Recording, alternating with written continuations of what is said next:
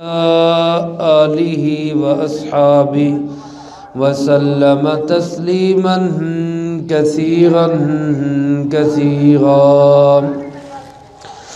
أما بعد فأعوذ بالله من الشيطان الرجيم. بسم الله الرحمن الرحيم. ويؤثرون على أنفسهم ولو كان بهم خصاصة ومن يوق شح نفسه فأولئك هم المفلحون. وقال رسول الله صلى الله عليه وسلم: وهو شهر الصبر وهو شهر المواخاة. وقالت سيدة عائشة الصديقة رضي الله تعالى عنها: ما شبع رسول الله صلى الله عليه وسلم 3 أيام متوالية حتى فارق الدنيا ولو شئنا لشبعنا ولكن آثرنا على أنفسنا، أو كما قالت أمتنا سيدة عائشة الصديقة رضي الله تعالى عنها: صدق الله مولانا العظيم وصدق رسوله النبي الكريم، ونحن على ذلك لمن الشاهدين والشاكرين، والحمد لله رب العالمین۔ تمام احباب محبت کے ساتھ نماز والا درود پاک پڑھ لیں۔ اللہم صلی علی محمد وعلی آل محمد کما صلیت علی ابراہیم وعلی آل ابراہیم انک حمید مجید۔ اللہم بارک علی محمد وعلی آل محمد كما باركت على إبراهيم وعلى آل إبراهيم إنك حميد مجيد۔ نہایت واجب الاحترام معزز بزرگوں، دوستوں، بھائیوں، میرے نوجوان عزیزوں، ہمارے پیارے آقا جناب محمد کریم خاتم النبیین، سب کہہ دیں صلی اللہ علیہ وآلہ وسلم نے ہمیں جو کامیابی کے بڑے بڑے اصول بتائے ہیں، انسانیت کی فلاح اور بہبود کے، اور انسان کو انسان بنانے کے جو اصول ہیں، ان میں سے ایک بہت ہی اہم، بہت پیارا اور بہت ہی زیادہ پوری انسانیت کے لیے بہترین اصول وہ ایثار کا ہے۔ ایثار کا معنی دوسروں کو اپنے آپ پر ترجیح دینا، اپنی ضرورت ہوتے ہوئے بھی خود اس چیز کا ضرورت مند ہے، محتاج ہے، اس کے باوجود دوسروں کا خیال رکھنا، اس کا نام ہے ایثار۔ نبی کریم صلی اللہ علیہ وآلہ وسلم خود بھی بڑے ایثار والے تھے۔ آپ نے اپنے شاگردوں کی، صحابہ کی ایسی تربیت کی کہ وہ بھی بڑے ہی ایثار والے تھے۔ میرے محترم دوستوں، میں آپ بھی نیت کریں کہ یہ صفت ایثار ہم بھی اپنے اندر پیدا کریں گے، کہو انشاءاللہ۔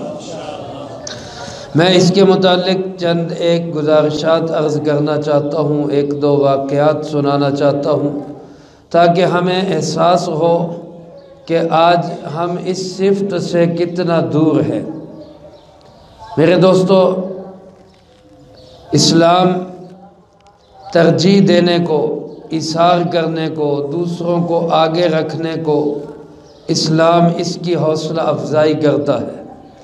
اسلام کے مقابلے میں جتنے بھی نظم ہیں، دنیا کے اندر زندگی گزارنے کے جتنے بھی طریقے ہیں، وہ کمیونسٹوں کا ہو، سوشلسٹوں کا ہو، امریکہ یورپ کا ہو، روس چین کا ہو، ان سب نظام آئے زندگی میں بس صرف یہ ہوتا ہے کہ مال جمع کرو، ہمارے پاس ہونا چاہیے، کسی اور کا فائدہ ہو نہ ہو، ہمارا پیٹ بھرنا چاہیے۔ یہ ایک سوچ ہے اسلام کے مقابلے میں دوسرے نظاموں کی، اور یہ سوچ ہے حیوانیت والی، جانوروں والی۔ انسان جب اپنے مقام سے گرتا ہے تو پھر وہ حیوانوں والی سوچ میں چلا جاتا ہے۔ شیر، بھیڑیا کسی جانور پہ حملہ کرتے ہیں تو وہ صرف اس لیے کہ میرا پیٹ بھرنا چاہیے، کسی کا کباڑا ہوتا ہے ہو جائے، کسی کی جان جاتی ہے چلی جائے، میرا پیٹ بھرنا چاہیے۔ یہ درندگی ہے، یہ حیوانیت ہے۔ اور پھر انسان بعض اوقات اپنے اس مقام سے اور زیادہ نیچے گرتا ہے تو وہ سانپوں اور بچھوؤں جیسا بن جاتا ہے کہ اس کی طبیعت مزاج یہ بن جاتی، میں نے دوسرے کو ڈسنا ہے، میں نے دوسرے کا نقصان کرنا ہے، اس میں چاہے میرا کوئی فائدہ ہو چاہے نہ ہو۔ سانپ جب کسی کو ڈستا ہے تو اس کا پیٹ نہیں بھرتا، بچھو کسی کو ڈنگ مارتا ہے تو اس کی خوراک نہیں ہے، وہ صرف دوسروں کو نقصان پہنچانا چاہتا ہوتا ہے، اپنا کوئی فائدہ نہیں ہوتا۔ تو انسان بعض اوقات اپنے مقام سے گر کر سانپوں، بچھوؤں، کیڑوں، مکوڑوں جیسی حیت اختیار کر لیتا ہے۔ اللہ پاک ہم سب کی اس سے حفاظت فرمائے۔ اصل انسان کہلانے کا حقدار وہ ہے، انسان کہلانے کا حقدار وہ ہے جو اپنا نقصان بھی ہوتا ہے ہو جائے لیکن دوسرے کا فائدہ کرے، کسی کو نقصان نہ پہنچائے۔ یا اس کا دوسرا درجہ یہ ہے کہ چلو اپنا بھی نقصان نہ کرے لیکن کسی دوسرے کا بھی نقصان نہ کرے بلکہ اس کو فائدہ پہنچانے کی کوشش کرے۔ یہ سوچ، یہ طبیعت، یہ مزاج بنایا تھا ہمارے پیارے آقا جناب محمد کریم صلی اللہ علیہ وآلہ وسلم نے۔ اسی لیے آج انسانیت صحابہ کرام رضی اللہ تعالیٰ مجمعین کے اس معاشرے پر فخر کرتی، اس معاشرے پہ آپ صلی اللہ علیہ وسلم کے شاگردوں کے کردار پہ، عمل پہ آج کی انسانیت ناز کرتی ہے۔ وہ حقیقت میں سچے سچے صحیح انسان کہلانے کے حقدار تھے۔ حضرات صحابہ کرام رضی اللہ تعالیٰ مجمعین، اہل بیت عظام، ان کی زندگیوں میں بیسیوں نہیں سینکڑوں واقعات اس چیز کے ملتے ہیں کہ انہوں نے اپنی ذات پر ترجیح دی دوسرے انسانوں کو، اور یہ تربیت تھی پیارے آقا جناب محمد کریم صلی اللہ علیہ وسلم۔ میرے عزیز دوستو، رمضان المبارک کا مہینہ ہے، آج پہلا جمعہ ہے۔ میں آپ بھی نیت کریں کہ انشاءاللہ ہم اس صفت کو حاصل کریں گے، دوسروں کو نفع پہنچانا۔ سرکار دو عالم صلی اللہ علیہ وآلہ وسلم کی حدیث مبارک ہے، خیر الناس من ينفع الناس، لوگوں میں سب سے بہترین لوگ وہ ہیں جو دوسرے انسانوں کو نفع پہنچانے والے ہیں۔ خیر الناس من ينفع الناس، لوگوں میں سب سے بہترین لوگ وہ ہیں جو دوسروں کو نفع پہنچانے والے لوگ ہیں۔ یہ رمضان المبارک کا مہینہ، یہ اللہ کے محبوب صلی اللہ علیہ وسلم نے فرمایا صبر کا مہینہ ہے۔ یہ رمضان المبارک کا مہینہ اللہ کے محبوب صلی اللہ علیہ وسلم نے فرمایا مواسات، بھائی چارے، غم خواری کا مہینہ ہے، دوسروں کا خیال رکھنے کا مہینہ ہے۔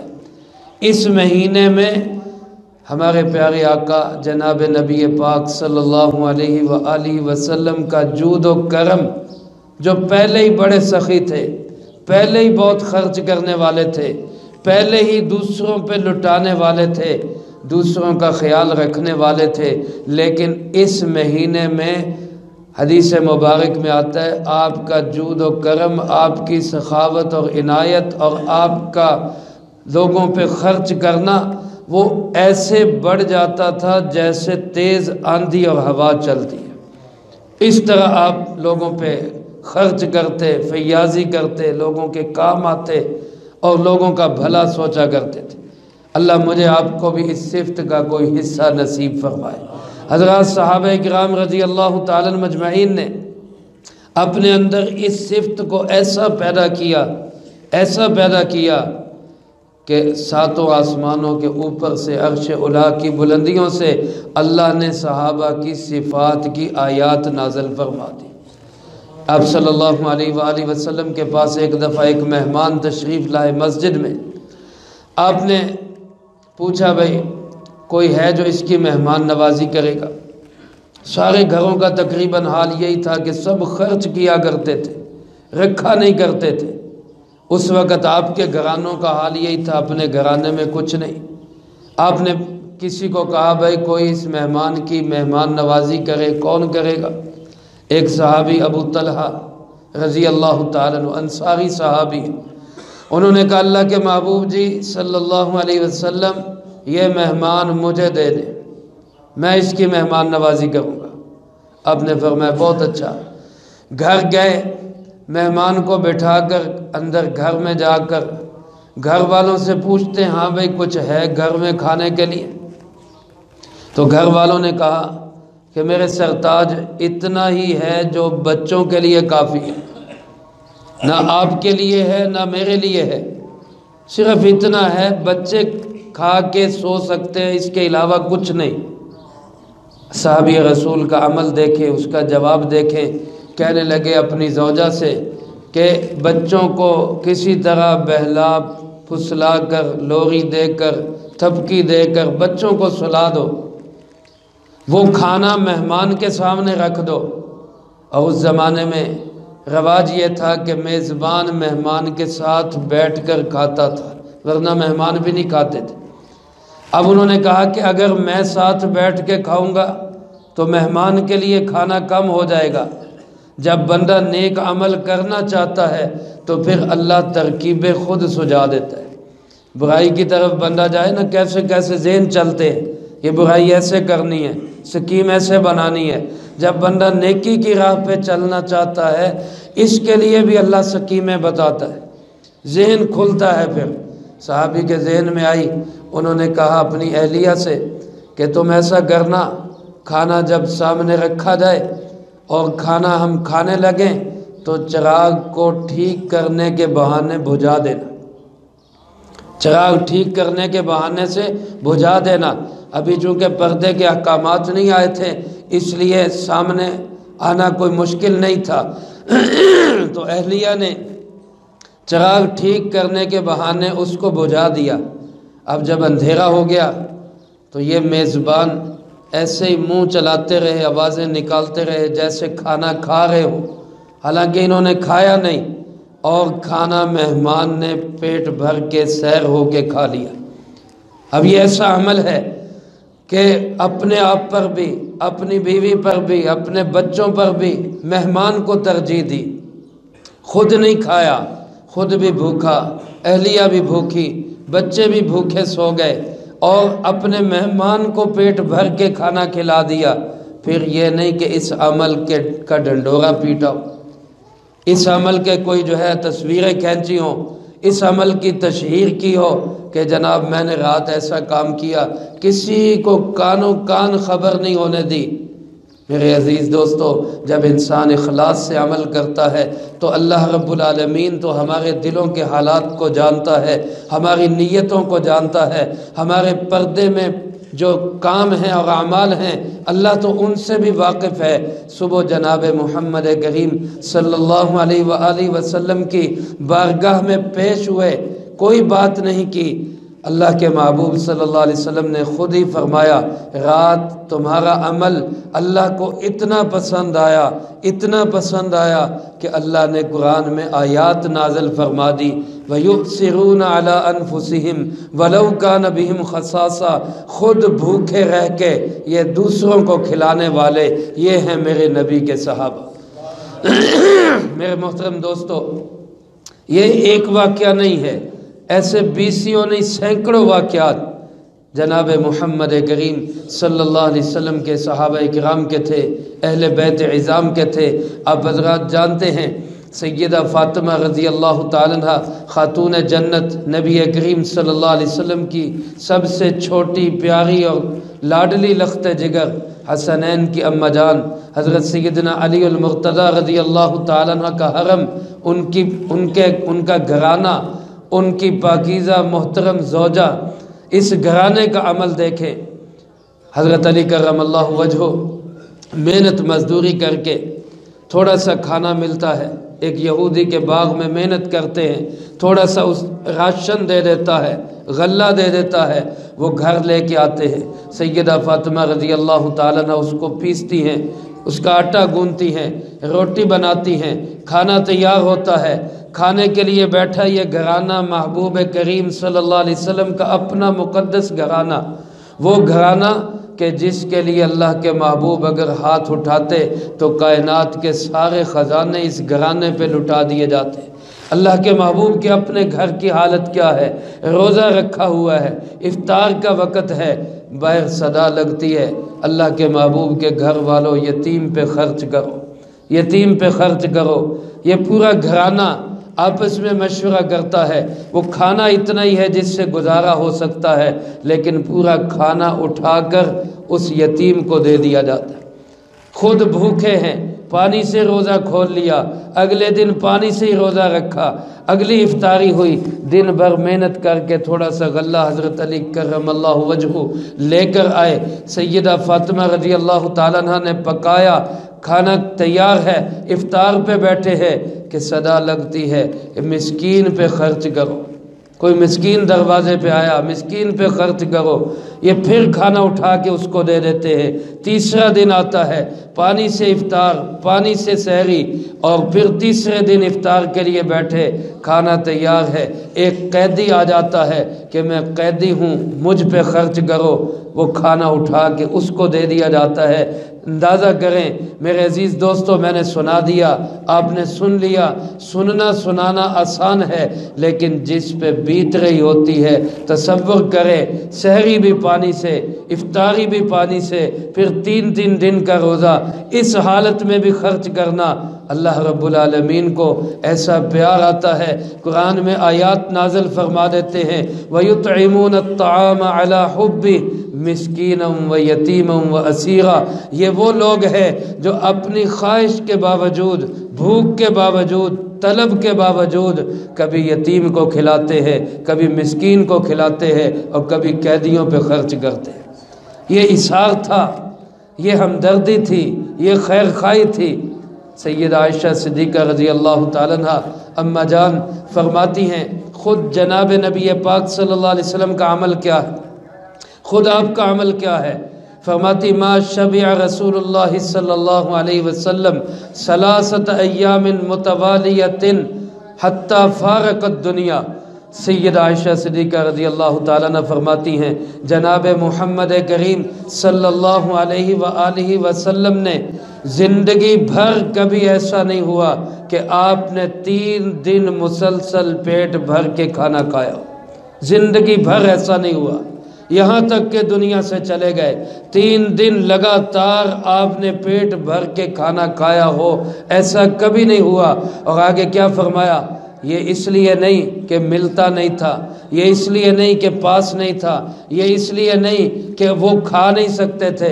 اللہ کے محبوب صلی اللہ علیہ وسلم کو تو اللہ پاک نے یہ اختیار دیا تھا کہ آپ چاہے تو احد پہاڑ کو سونے کا بنا دوں، آپ کے ساتھ ساتھ چلے، کسی چیز کی کوئی کمی نہ رہے، لیکن آپ نے خود اختیار کیا فاقے کو، خود اختیار کیا فقر و فاقہ کو، تاکہ میری امت کے آنے والے فقیر، محتاج، مسکین، غریب یہ نہ سوچیں کہ ہمارا نبی تو بڑا سونوں میں کھیلنے والا تھا، بڑا مالدار تھا، ہم غریب کہاں جائے۔ میرے عزیز دوستو، اماں جان سیدہ عائشہ صدیقہ رضی اللہ تعالیٰ عنہ فرماتی ہے، وَلَوْ شِئْنَا لَشَبِعْنَا، اگر ہم چاہتے تو ہم بھی پیٹ بھر کے کھانا کھا سکتے تھے، ولیکن آثرنا علی انفسنا، لیکن ہم نے اپنے آپ پہ دوسروں کو ترجیح دی، ہم نے اپنے آپ پہ دوسروں کو ترجیح دی۔ یہ زندگی ہے ہمارے پیارے آقا جناب محمد کریم صلی اللہ علیہ وآلہ وسلم کی۔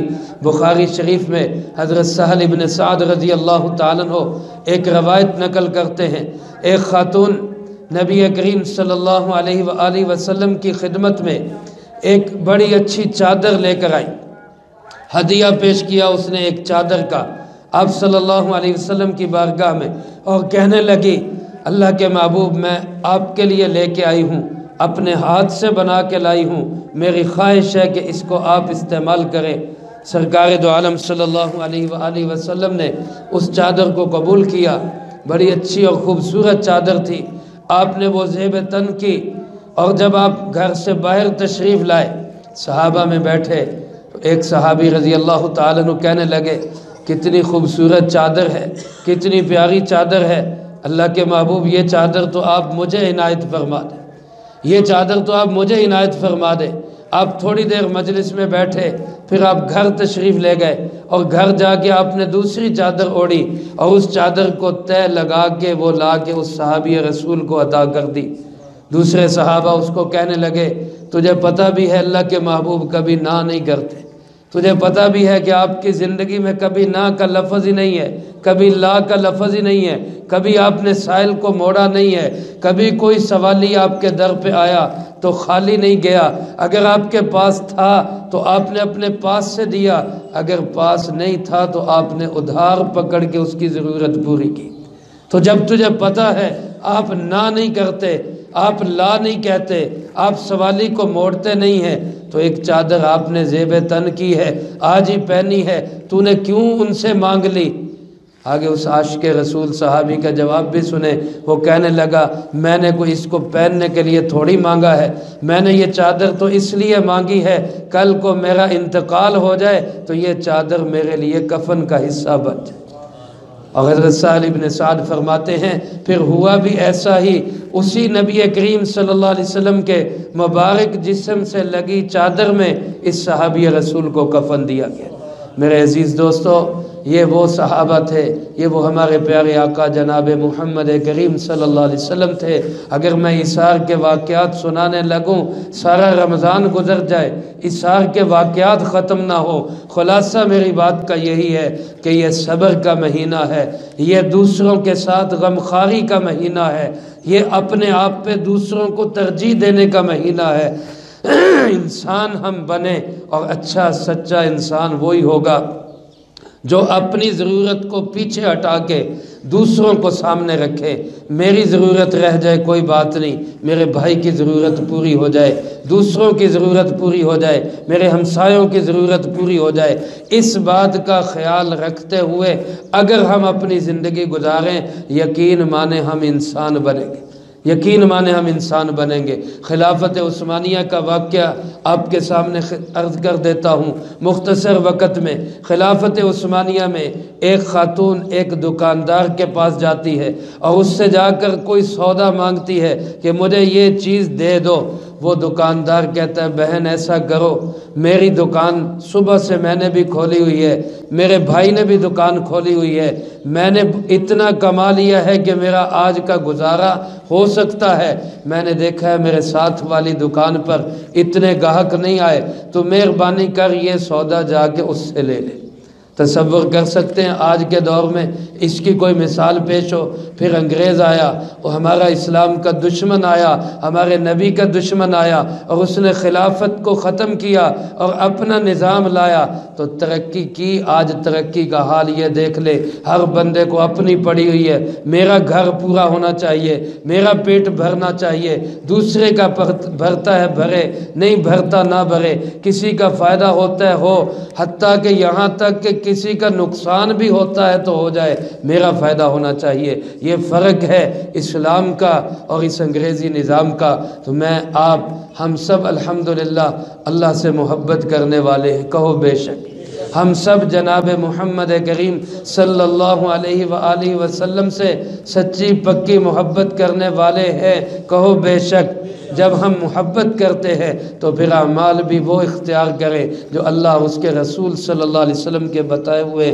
آج کے بعد ہم اپنی ضرورت پیچھے ہٹا کے دوسروں کو اپنے آپ پر ترجیح دیں گے، کہو انشاءاللہ۔ اللہ مجھے آپ کو سب کو اس کی توفیق نصیب فرمائے، جو کہا سنا اس کو زندگی میں لا کے دوسروں تک پہنچانے کی توفیق عطا فرمائے۔ وآخر دعوانا ان الحمدللہ رب العالمین، سنتیں ادا فرمائے۔